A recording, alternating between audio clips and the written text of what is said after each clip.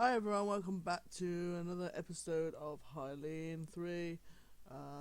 Is it Sail Away or something? New Horizons, something like that. New Horizons, I think it is. I didn't manage to do any last week because I was a bit under the weather, but I did get some puzzle quest up for you guys.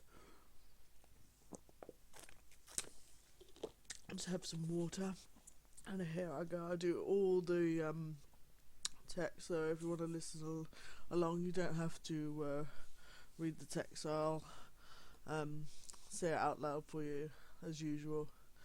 Maybe she'll tolerate me a little more now. Oh, we could do these colony activities now. Let's pray. Invite someone. Click on one of the portraits below to invite a character to join you in the activity. Different characters will have different impact on the game. Experiment with it. I think we'll have invite Elias. Praying.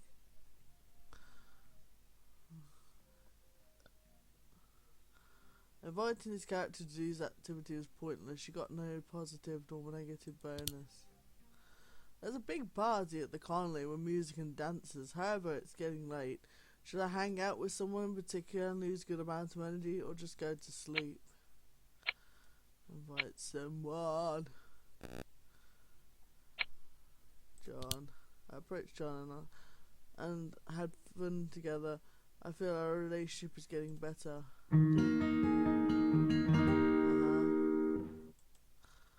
However, I'm really exhausted. Lost a good amount of energy.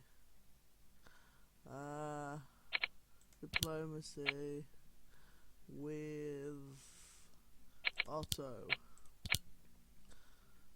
Pointless.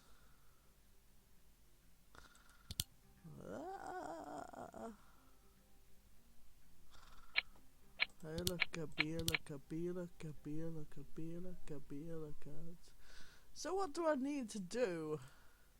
First, I need you to chop the cabbage and then prepare the salad with a bile. She should arrive shortly, so let's get to it. The cheerful chef made sure the hearth was operating safely as he prepared to create a meat dish with pork. It was the first cooked meal in a long time. We had a period of storms which would make it dangerous to get a fire going on a wooden ship. I hummed a sea shanty while I sliced the fresh greens. Hearing a small thud, I glanced up curiously. Ibida had plopped some large pineapples to the counter, and I eyed the fruit hungrily. After she and Marco discussed something briefly, she joined me and picked up a similar knife and began to cut into one of the pineapples. We can make a nice fruit salad for Marie with this. As the three of us prepared the meals, meaty stew, salad, and buttered bread, I cannot help but be tempted by the growing pile of succulent slices. Oh, just one wouldn't hurt, would it? I was hungry now, and I wanted something to sustain myself while I finished chopping up the salad ingredients. Delicious pineapple! Unable to resist, my fingers crept closer to one of the slices. Before I could possess one of the slices, gluttony! I like the cards in this game. Ow! It really gave me a light flick to my digits, and she shook her head in a motherly fashion.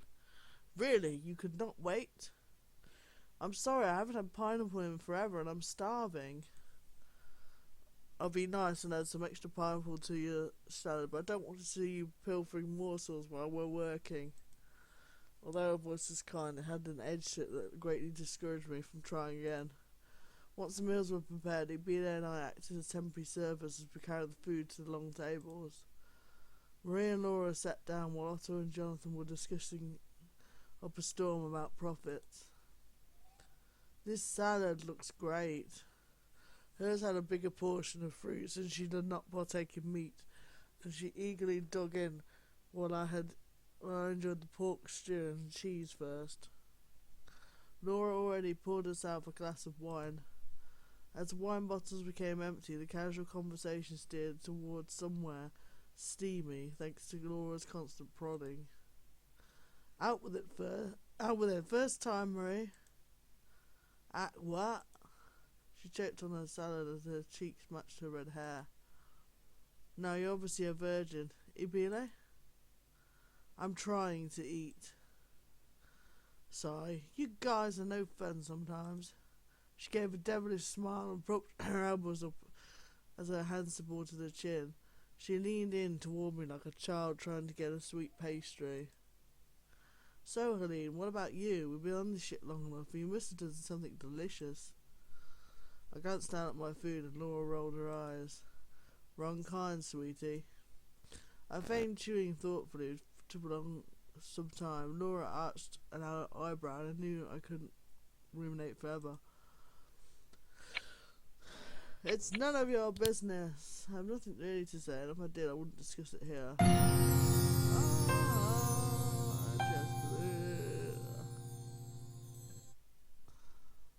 Boring. Laura puckered at her lips, appearing genuinely hurt with being dismissed. I shot her an apologetic look. Ibile and Marie seemed to be relieved that the conversation officially died, though.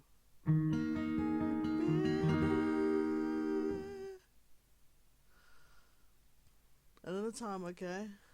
Fine. I gave her a reassuring smile and we returned to our meals in silence. When dinner was finished, Marie volunteered to help clear the tables. Be sure to tell Marco the meal was delicious as always. I will. I heard you were trying to steal some samples earlier. What? Did Ibile tell you that? She smirked knowingly. No one. You just confirmed you did. Ugh, sneaky.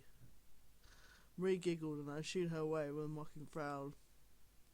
Exhausted and full from the meal, I retired to my cabin for the night. Blah, blah, blah. Diplomacy with... I did it myself.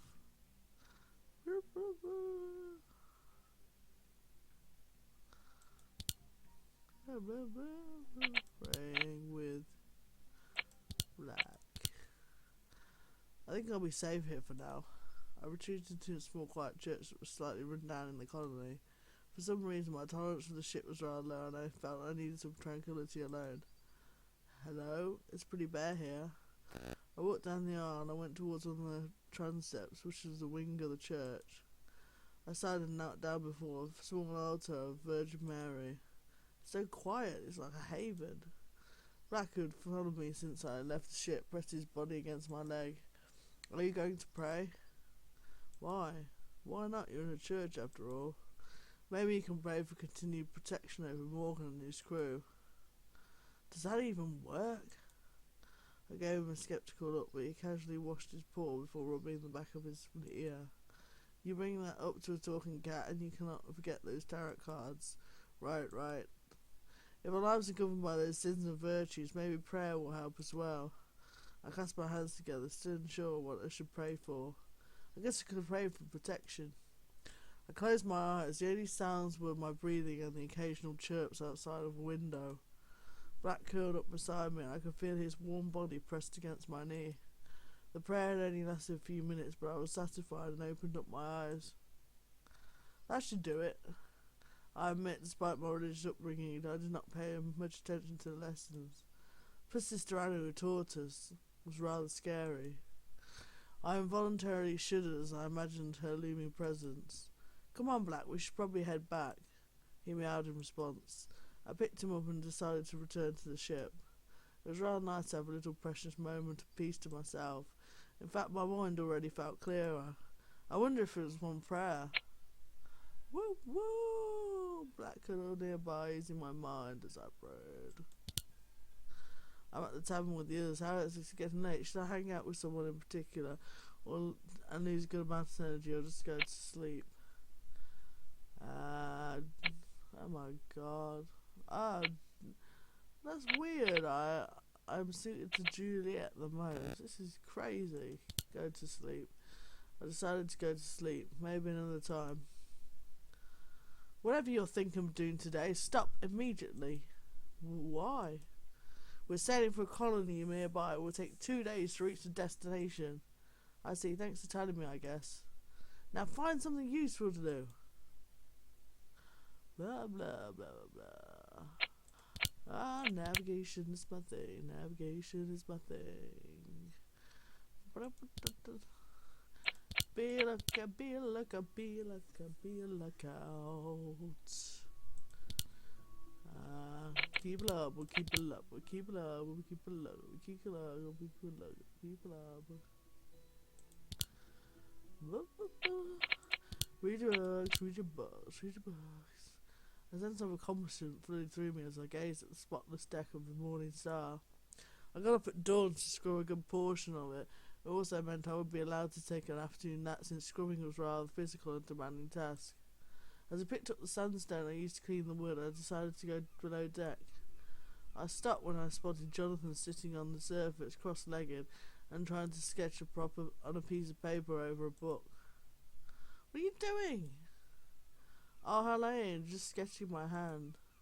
I peered over his shoulder curiously and saw a crude outline of a thick masculine hand. That looks really good. Thank you. I feel I've been so busy I haven't had time to draw the basics. He added a few more strokes, detailing fingernails. I need to be comfortable with anatomy again. A model would be nice. Oh, someone to draw over and over again? Yes, of course, a perfect model would be Juliet, but I don't think she'd agree to something like that. I can see why, but even Juliet could volunteer a few minutes to get a hand sketch, right? Oh no, I was thinking more of a hand sketch. I meant the body in general. I suddenly got the image of Juliet naked under a thin cloth while Jonathan drew her fervently, and asked her to adjust her position into something more alluring. Ah, that would take rather a long time. He let out a defeated sigh. Shame, Juliet is absolutely stunning in every way. I'd love to sketch her. A pang of resentment fell to my chest. Disagree with Jonathan. But for now, I think about it, I'm not sure if I would be comfortable sitting in one position for hours, clad in something thin and flimsy. And since John and Jonathan were practically both womanized, I would not be surprised if Jonathan tried something lewd with me. Chastity again. I agree, hopefully Juliet will allow you to paint her one day as well. That dream seems impossible to achieve considering her personality. True, she's rather hostile. Hostile, snappy, rude, crude, bloodthirsty. He started to tick off each trace, using one of his fingers, and then alternating hands as he ran out of fingers. Moody, solemn, violent, hot-tempered, ready to attack at a moment's notice. Ah, that is so true, Heileen. She'll attack over the most silly. He trailed off when he noticed my stunned expression, and I lifted a shaky finger and pointed behind him. Ulfa. Without turning around, Jonathan dashed forward, narrowly missing Juliet's sword as it sliced through the abandoned sketch paper and grazed the floor in one arc. I clapped my cheeks in horror, realizing that the recently cleaned deck was now marred. The floor! My sketch! Your head! Juliet sprinted after Jonathan, who was apologising profusely. I paid no heed as I knelt down on the desk and lightly touched the new mark. Ah, and I really did a great job this time. I grabbed the sandstone, clenched it tightly, and then sighed miserably. I ignored the harmless chasing and returned to the deck. Turned below the deck, deciding to take a nap to sleep the disappointments away.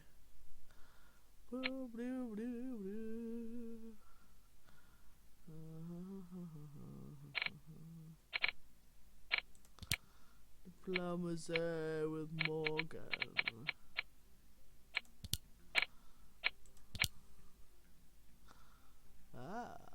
Now.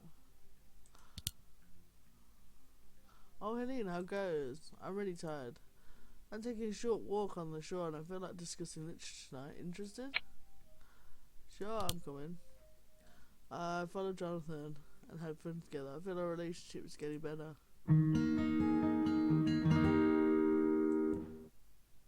However, I'm really exhausted. Lost a good amount of energy. Ah, you feel much better now.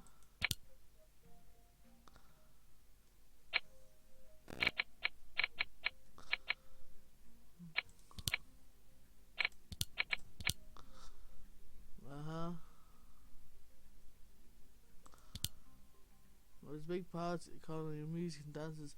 Herbert, it is getting late. Should I hang out with someone in particular and lose good energy, or just go to sleep?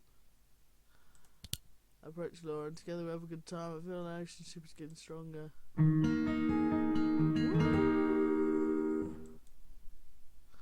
However, I'm really exhausted. I lost a good amount of energy.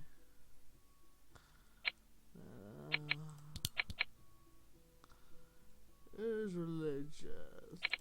What about black again?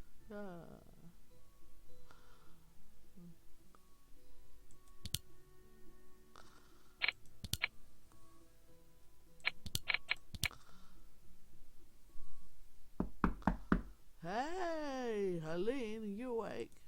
I'm out with yawns. Just for a moment. Wait a moment. I leapt out of bed and let out another long yawn as I stretched my hands upward. Hey, hurry up.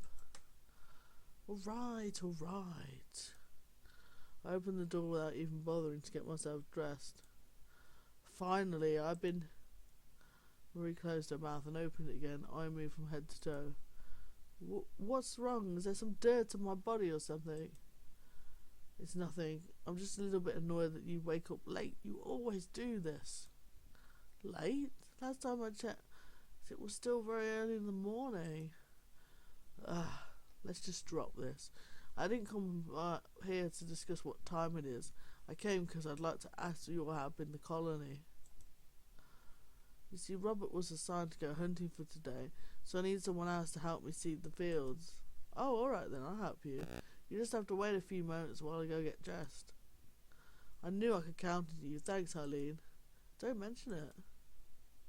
I closed the door, then approached my cabinet to get the clothes I'd wear for today. Right after I got dressed, Black suddenly appeared in front. I couldn't help but think that if he could smile, he would be doing so. Why are you giving me that look? Do you know how tiring seeding can be? I bet you anything that you come home fatigued today. I don't think so. Seeding can't be that hard. Oh, you'd be surprised, Heileen. I shrugged off his warning, so walked out of my cabin to meet Marie. You ready? Yeah. And then the two of us left for town together. Upon arriving at the fields, Marie handed me all the stuff we needed for seeding, and the two of us began our work. But barely an hour had passed before I had grown really tired of the somewhat tedious task. It seemed that Black was right. I really did underestimate things. Whoever knew that seeding required so much effort? Marie, however, seemed to be working with such fervent gusto that I couldn't help but admire her dedication to this whole seeding business. Continue working. Wow, look at her go. She's like a human seeding machine.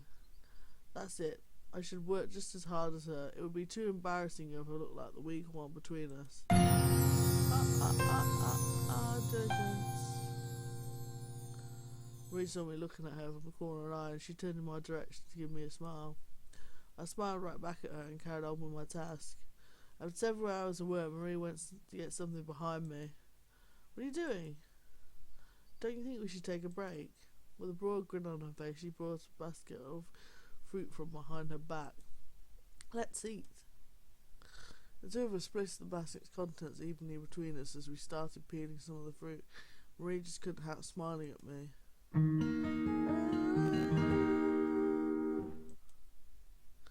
Gosh, Heileen, I don't remember you being this diligent. You changed a lot from the last time we were together. Thanks. And as we ate all the fruit in the basket, the two of us talked about how both of us have changed for the better. Now that we've got that whole thing over and done with, let's continue our work, shall we? Sure. We spent the rest of the day seeding the field, and once we were finished, the two of us returned back to the ship.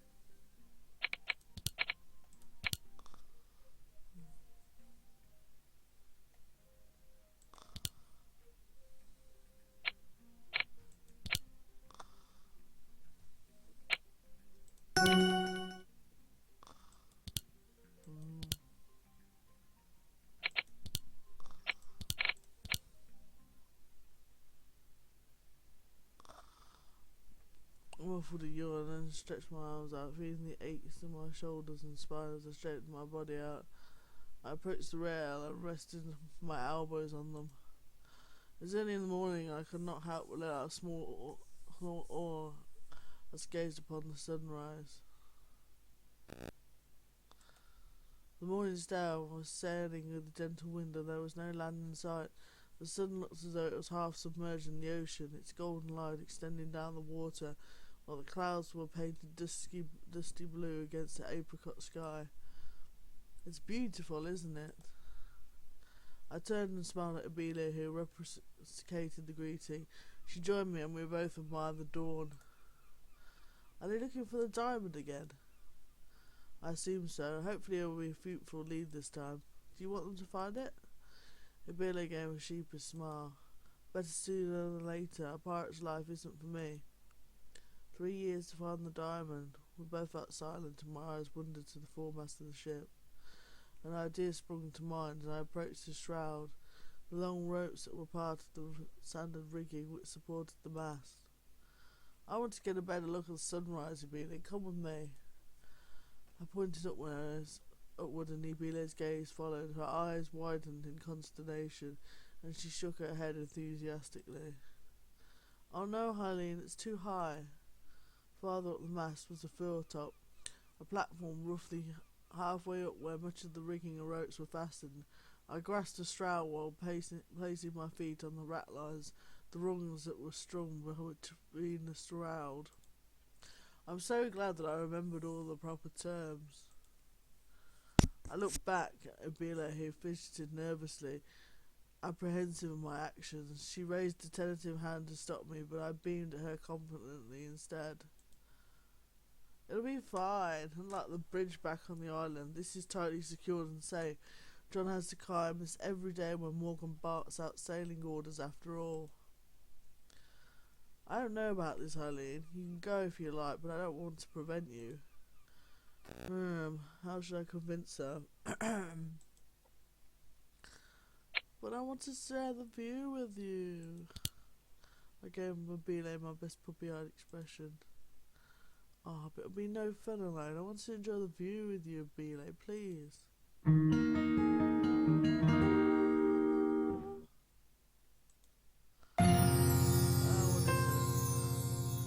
Charity. Her shoulders hunched inwards as she carefully considered, lowering her chin momentarily before she glanced up again. All right, it'll be fine. Cautiously she approached me and watched me attentively as I started to climb the windward rope. At the bottom of the ratlines consisted of solid wooden slats that were wide enough to accommodate 2 people before it narrowed as it continued to the foretop. The rigging sagged slightly as I ascended, occasionally looking down to make sure Abile was following. Her movements were slow and calculating as she mimicked my climbing. I hoisted myself over the futtock shrouds, avoiding getting myself tangled in the wires and rope. Once I was safely on the platform, roughly 50 feet up, I scooted to the edge and watched Abile, who paused just before the foretop. She seemed hesitant on which rope to grab, and I encouragingly offered a hand, which she took gracefully. After some difficulty, I managed to pull her up the platform, and we pressed our backs against the mast to secure ourselves. The sun was higher, but the skyline was still a mixture of gold and blues, and the light shimmered brightly on the ocean. With the added height, we could see even further. This is beautiful. Abile's jaw dropped open widely before her, and her entire face grinned with glee. What a view, nothing but water, but it's magnificent. We said nothing and simply enjoyed the view, occasionally exchanging smiles whenever our eyes met. Our shoulders touched due to the close proximity, but neither of us made the effort to move. Glad you joined me? She chuckled. It was worth it, and the rigging is not as scary as it seems. I'm sorry if I'm too cautious sometimes, Heileen. I don't blame you, though. Your careful judgment on the island saved us multiple times. We probably would have ended up floating in barrels down the waterfall or something outrageous. Before we could continue the conversation, I heard a loud shout from below, and I crawled over to the edge to see who it was. Juliet stood beneath the foremast. I could tell she's glaring directly at us even from this distance. What are you two lazing around for? Get your asses back down and get to work. Marco needs help in the kitchen, and the storage needs to be inspected.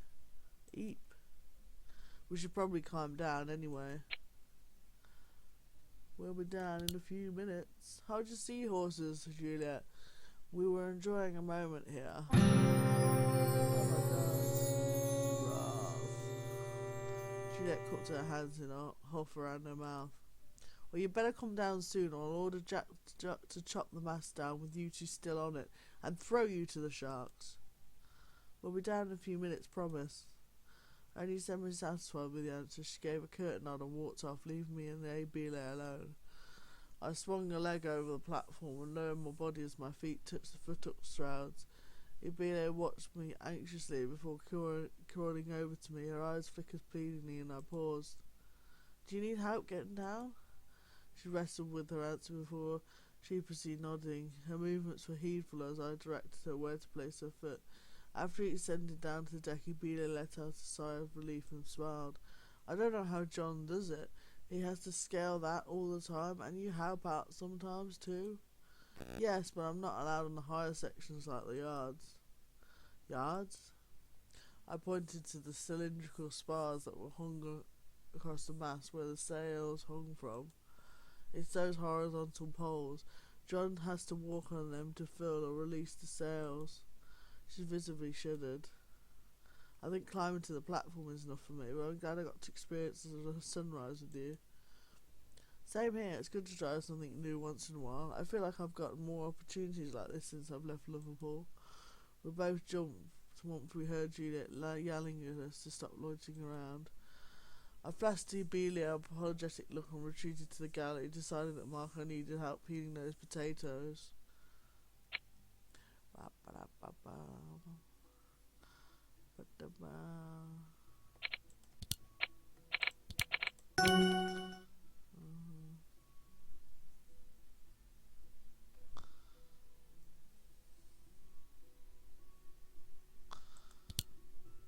There's a big party at Colony with music and dance. Oh, it's getting late.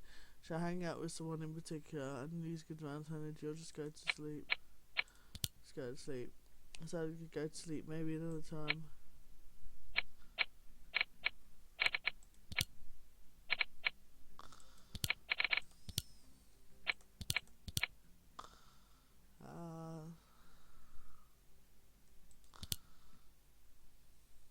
Whatever you're thinking of doing today, stop immediately. Why?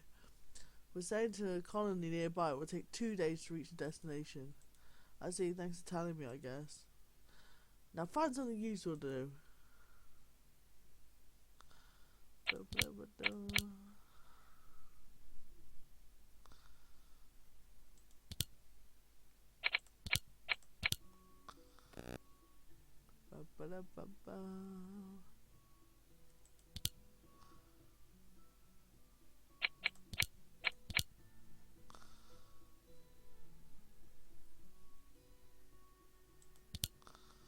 Oh man, I just woke up and I'm so hungry already. I wonder what's for breakfast. As I started imagining what my breakfast would be, I was greeted by the sight of an angry-looking Marie who seemed to be having a heated debate with Juliet. I moved closer so I could hear what the two of them were arguing about, but I couldn't understand a single thing. If you really are as good as you say you are, then why don't you go with Morgan instead of that little birdie? Birdie? Are they talking about me? Juliet, Marie, what's going on here? Another pirate meeting will be held at the colony later. Maria's insisted on doing all the talking and giving of suggestions. She also reckons that she could be as good as you. Not just as good, maybe even better. I stared at Maria in disbelief and she rolled her eyes at me. Why would she be so competitive against me? Let's go with Morgan. I'm not sure if this is a good idea. Maria's more educated than Morgan and the rest of the other pirates, that's for sure, but she was a bit lacking in the charisma and confidence department. Not to mention it's going to be her first time, and my first time almost became a disaster because of my embarrassment and insecurities.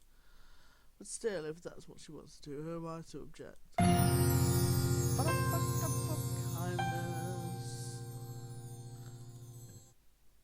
And besides, I'm her best friend. I should have faith in her skills and urge her on. I wouldn't really mind. You can go with Morgan later. I'm sure you'll make an excellent advisor. Both Marie and Juliet smirked. I knew that Marie was smirking out of dissatisfaction, but as for Juliet, I could never tell.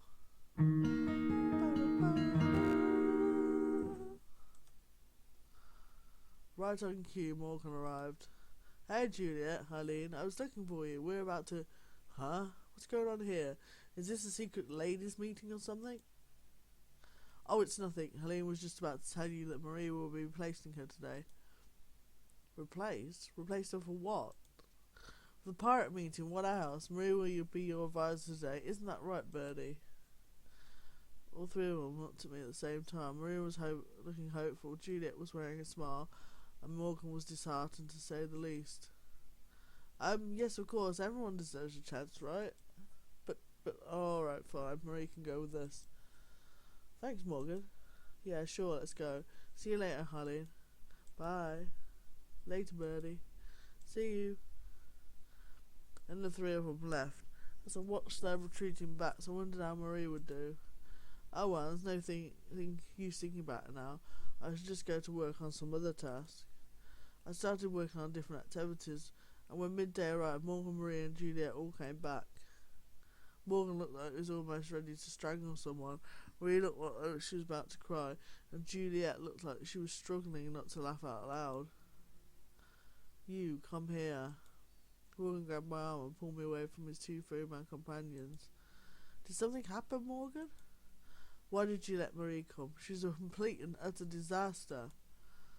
What do you mean? Did she fail to give any advice? Yes, she failed to give any good advice, and not only that, she couldn't get the other pirates to listen to her. If she hadn't been with me, all the other pirates would have made fun of her. So I'm sorry, Heileen. I know she's your best friend, and I know you're going to try and redeem her, but I'm not going to bring her with me anymore. And Juliet suddenly arrived and put one of her hands on Morgan's shoulder. Come on, Morgan, don't be like that. Yes, she was curious. Yes, she was shy. She was pityingly horrible. I think we get your point, Juliet. Oh, yeah, sorry about that. However, I think we should give her another chance. What? Absolutely not. She just needs more experience, Morgan. Just give her more time to adjust, but to learn from her mistakes. Something's a little odd here. Since when did Juliet start sympathising with Marie? It's like she completely wants Marie to be Morgan's advisor instead of me. Wait, I think that was her plan all along. Since she's sure that Morgan has no interest in Marie, she'd prefer having my best friend hanging around him instead of me.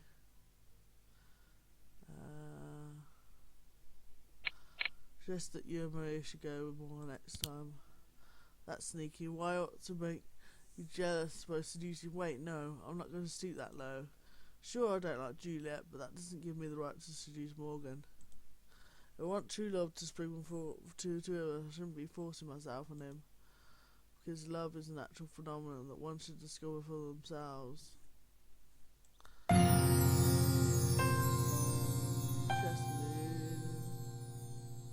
I want to make Juliet feel jealous, and there's got to be some other way. You know, I think Juliet is right. Marie needs more experience. There is no way I'm going to do that. Do you want me to be a laughingstock amongst all the other pirate captains? No, that's not what I meant. I meant let me and Marie go with you. Why would I bring 3 young women along? Do you want people to think I have a harem? Then leave Juliet behind. Her skills will be more useful on the ship anyway. What? That's preposterous. I don't think it is, Juliet. You see, Marie will be able to learn. You want that to happen, don't you?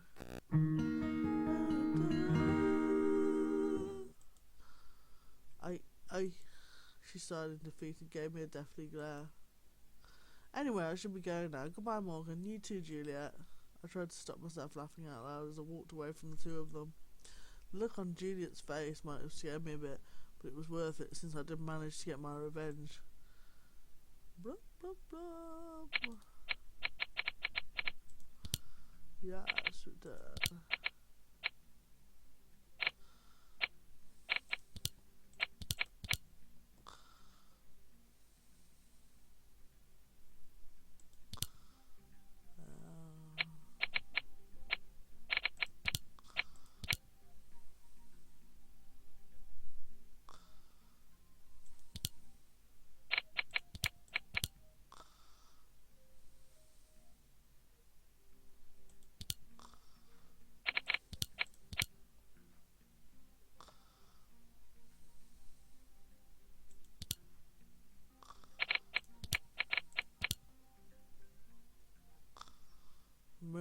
to the Colony Tavern to eat and have a few drinks.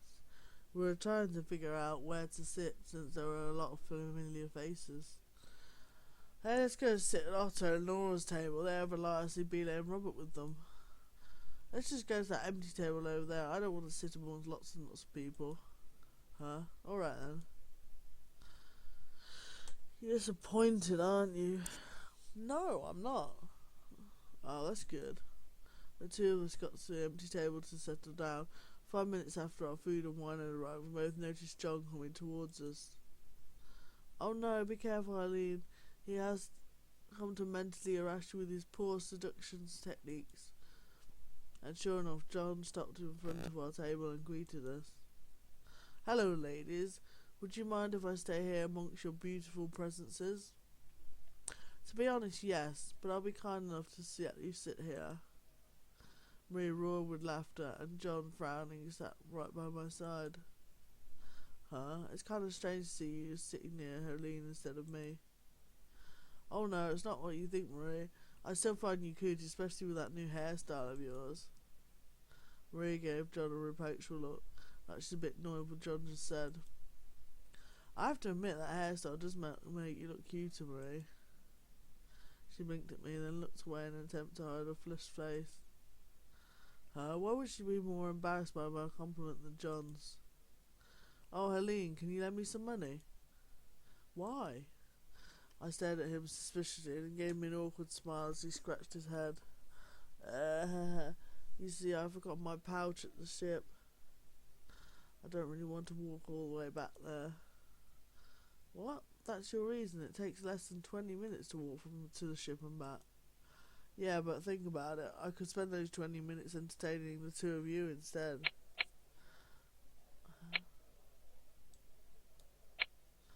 I don't know. Time to go get his pouch. As much as I like having your presence here, I still think you should move that lazy fat ass of yours and get back to the ship. Okay, maybe not fat, but you know what I mean. But, no buts. Fine.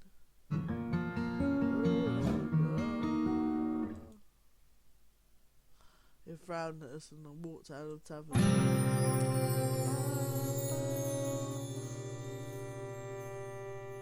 That was a good move, Heileen. The two of us started digging into our food, and our topic of discussion ended up being about John and his laziness. He's a shit boy, and yet he's so freaking lazy. I don't understand that at all. He's just like Sebastian, a good for nothing lazy bum who likes to sit around and seduce women and drink all day. Marie isn't that bad of a person. Well, yeah, he's not a bad person, but he should attend to his duties first and have fun later. Marie. I totally agree with you. Oh, now they're talking about duties. Don't you think we'd have better stop drinking all this wine? We might get drunk and wake up late tomorrow, or worse, we might get a hangover, then we'd be unable to work.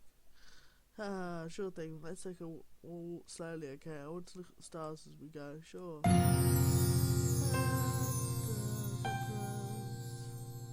The two of us paid for the food and wine we consumed and then made our way back to the ship.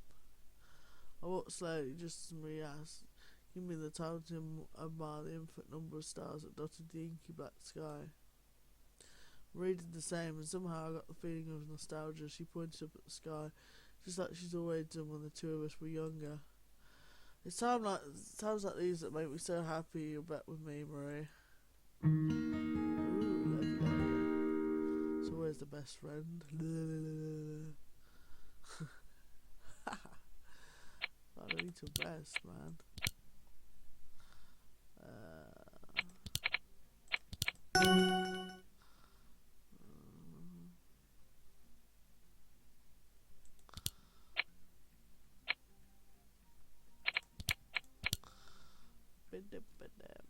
Wanna make her a buckworm. Wanna make her a buckworm.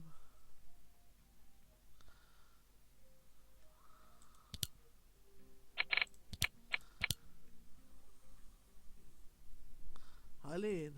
Yes, Morgan? I'm a bit busy today and Jeanette is cleaning my cabin. I'd really appreciate it if you could go help her. Juliet, clean a cabin? That's something you didn't see every day. Was something going on? So, would you help her? Yeah, I don't mind. I've nothing else to do anyway. Morgan thanked me and I made my way towards his cabin. And upon arrival, I noticed that the door was open, so I invited myself in. What the bloody hell are you doing here? Eek. So you came here to shriek and bleed my ears there. Get yourself out of here. No, of course not. I never meant to shriek. You scared me and I... Out with it. Okay, Morgan sent me. Did he now? Does he think I can't handle a little cleaning all by myself? Go away. I raised my eyebrows and attempted to surreptitiously look behind her. Blimey, what a mess. And look at that bed. It's like wild animals played on it.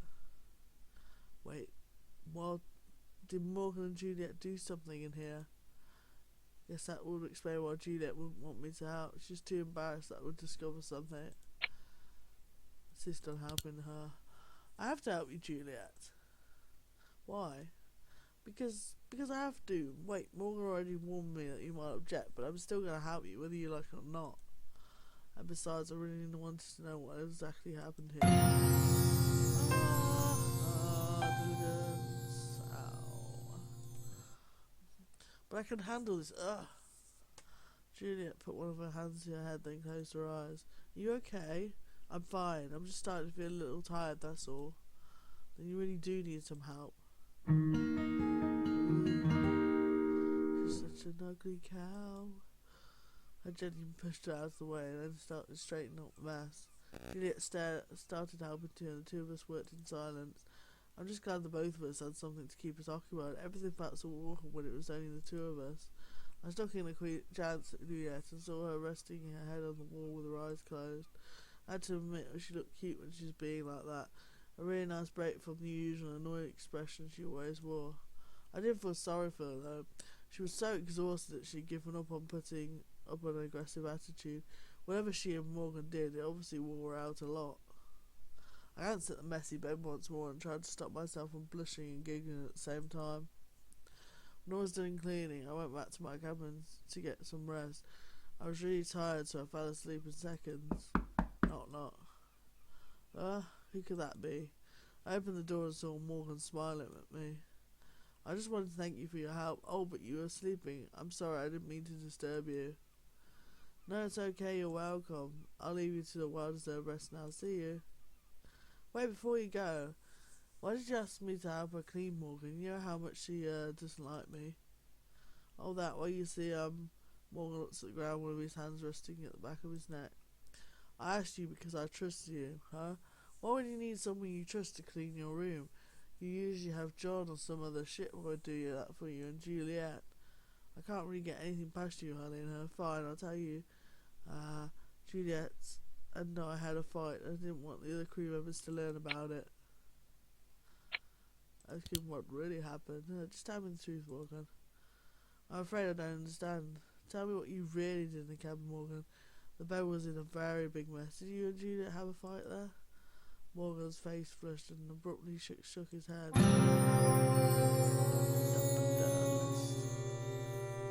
swear I'm telling you the truth. The bed was a mess because I hid in the cupboards while Juliet was throwing stuff around.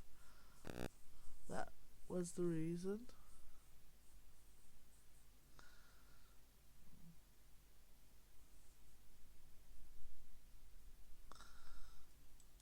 Yes. I would have hidden the bed if I could actually fit there. Oh, haha, I'm sorry. I'm sure the two of you had a night of, passion. Morgan looked to me like I was crazy, and then he started laughing as well. You got quite a vivid imagination, Heileen.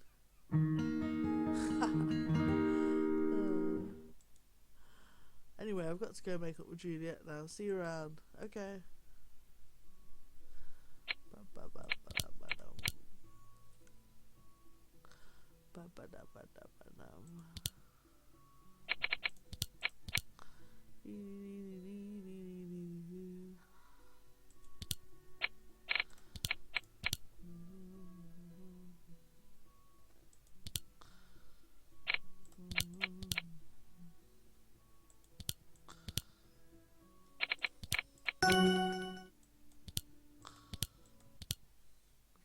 were fixing some loose floorboards on the bridge when Johnson eased up and gave me a look.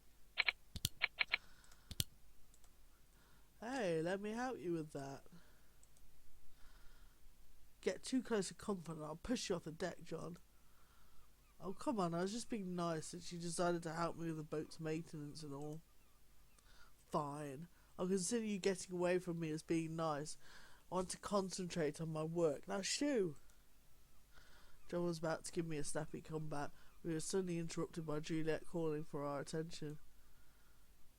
Hi, Juliet. Do you need something? Yes, I need a sparring partner. Why? I think my fencing skills are getting a little rusty. I need some help with that. I'm just not sure as to who my opponent should be. I want something more muscular, but I think I want to fight someone small and nimble. I thought Robert... Juliet patiently waved her hand. He's busy. Fencing doesn't really require a muscular body, does it? Last time I checked, it was better for smaller people with top-notch agility. John put one of his arms around my shoulders. Kinda like Heileen here. Don't you think so too, Juliet? Maybe so. Tell Juliet that John might be better. Why are you saying that, John? You're about the same size as Morgan, and he's a really good fencer, you know. You just might be as good as him. Oh my God, it's melted. You do have a point there, Birdie. John, you will be the one to spar with me. John groaned, then he turned to give me one of his iciest glares.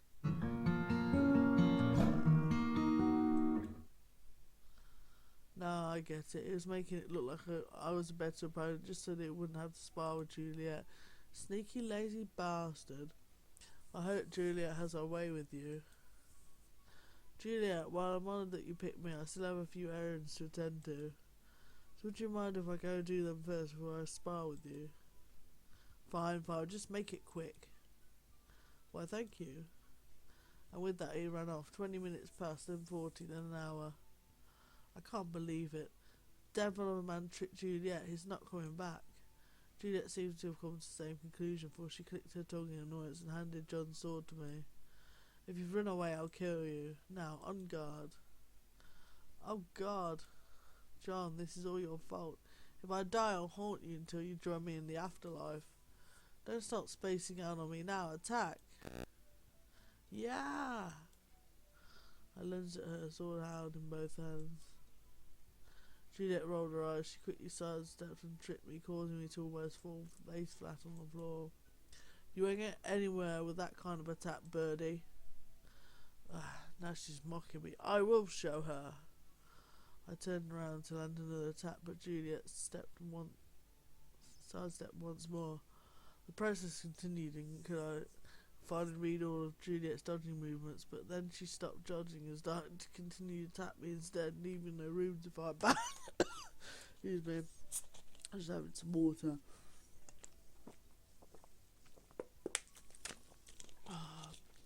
Much better.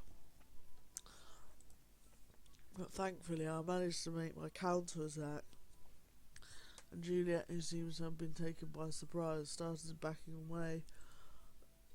Was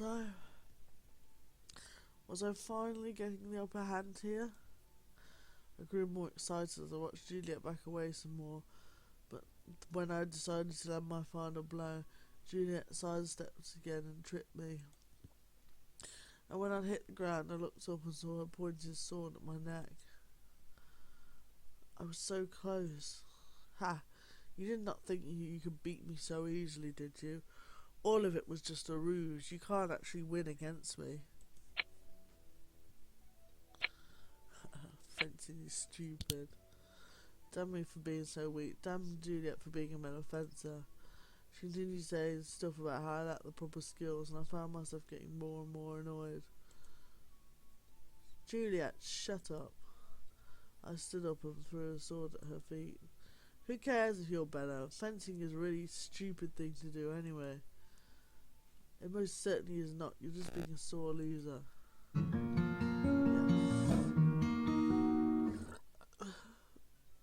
Oh, am I? Fine then.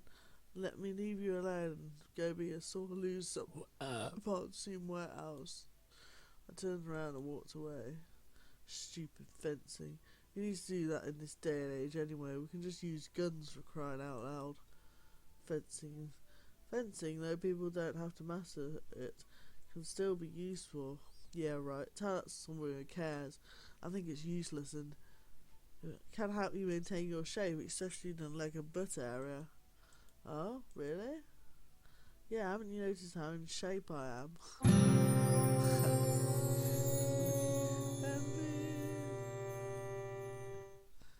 I never looked at her features, but now she mentioned them, she really is in pretty good shape. Yeah, you're right. It may be useless, but I'm still going to try and defeat you again. Morgan stopped by earlier to tell me that we're sailing to another colony. It'll take 2 days to reach the destination. Well, let's see what I can do then.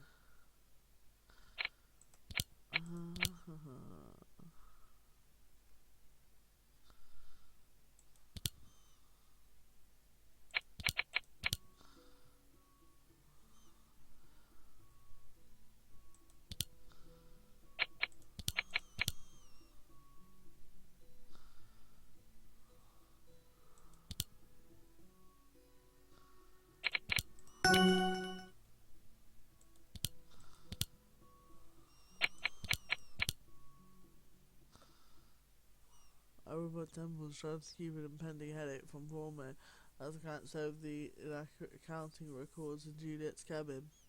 For a quartermaster in charge of distributing plunder, rations and work, she had no mathematical ability when it came to accounting. I dipped my quill into the ink and started scribbling down the corrections. Juliet's cabin was the safest place in the entire ship, and even I felt a little nervous being here by myself. However, Morgan asked me to check for mistakes, and because of that, I've been here since morning. I ignored the rumbling in my stomach and reminded myself that I could eat once I'm done. Just then I heard footsteps in the hallway, quickly approaching the cabin. The door swung open, revealing Juliet and Jonathan, catching me off guard. I immediately stood up, stammering out a greeting. Oh, hello. They did not expect me either, and Juliet furrowed her eyebrows at the accounting papers scattered over the desk, and frowning, implicitly wondering why I was still here. Why would those two enter this cabin together? I pushed the fantasy out of my mind once I noticed a delicious-looking cake in Jonathan's possession. It was still warm from my close kitchen, the heavenly almond scent wafted through the cabin, and my mouth watered. Heileen, I didn't know you'd be here, doing Juliet's dirty work? Heileen scowled, obviously fighting the urge to elbow the artist in the chest lest he would drop the cake. She simply folded her arms, fuming. I do the work. Birdie is simply double-checking. So, anyway, what's with the cake? I was unable to disguise my hungry eyes peering down at the sweet treat. Jonathan simply laughed as I cleared the table so he could set it down. I've had Marco prepare it for us, and we decided to enjoy it in peace. You got a special cake? That's so unfair. Jonathan laughed at my childish outburst while Juliet grabbed a knife and started cutting the cake into slices. I assure you that I paid for the ingredients myself.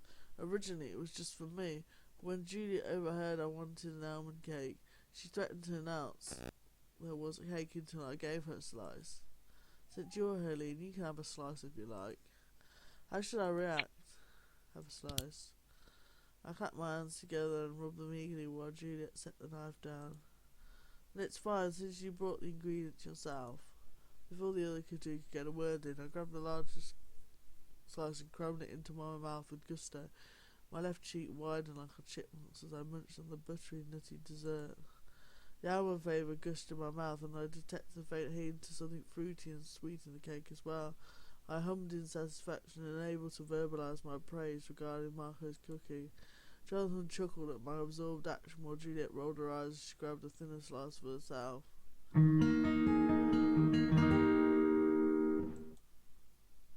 I swallowed, my throat slightly hurting from forcing a large proportion down my esophagus. I coughed slightly so I could speak again.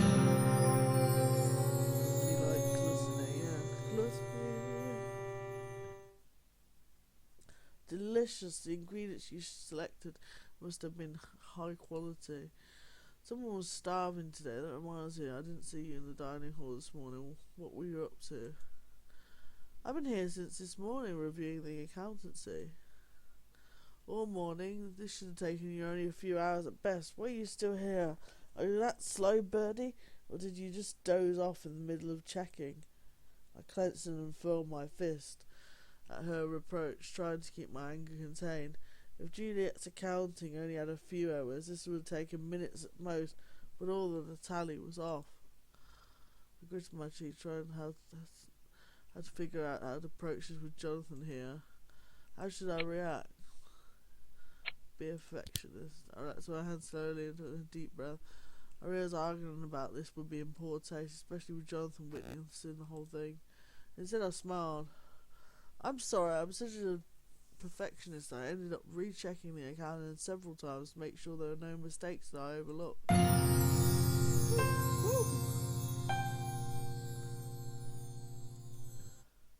As Jonathan helped himself to the cake, I shot Juliet a glance, my puffing up my cheeks. She narrowed her eyes and nodded knowingly, understanding that I was covering for her and her poor accounting skills.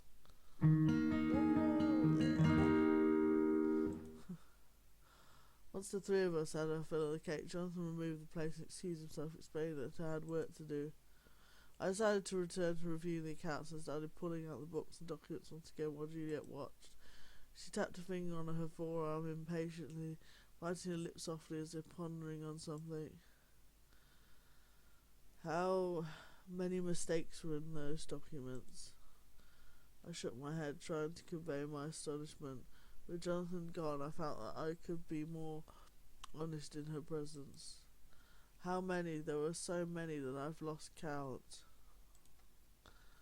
Suddenly she grabbed my arm and pulled me close towards her, face only a few inches from mine. I blinked in confusion, unable to pull away from Juliet's intense gaze and her cool, steel grey eyes.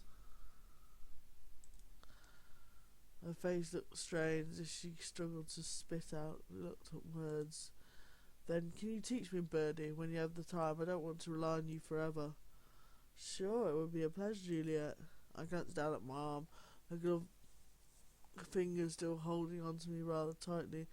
Close proximity started to make my face blush. Also, you can let me go now. She roughly released me, then rubbed the side of her thigh, as if to rid herself of the contamination of touching me.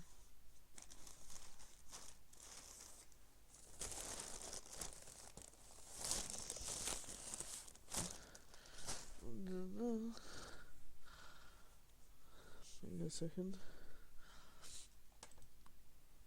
Without a word, she began to rifle through the documents, tapping on the paper on the desk to straighten them up, completely ignoring me.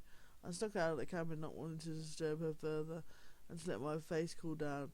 I brought up a hand to my warm cheek and took a deep inhale. It was an unexpected development from Juliet to seek my help. Hopefully I'll do a good job. Blah, blah, blah. Oh my lord, fencing. Fencing with Morgan, yeah. Yeah.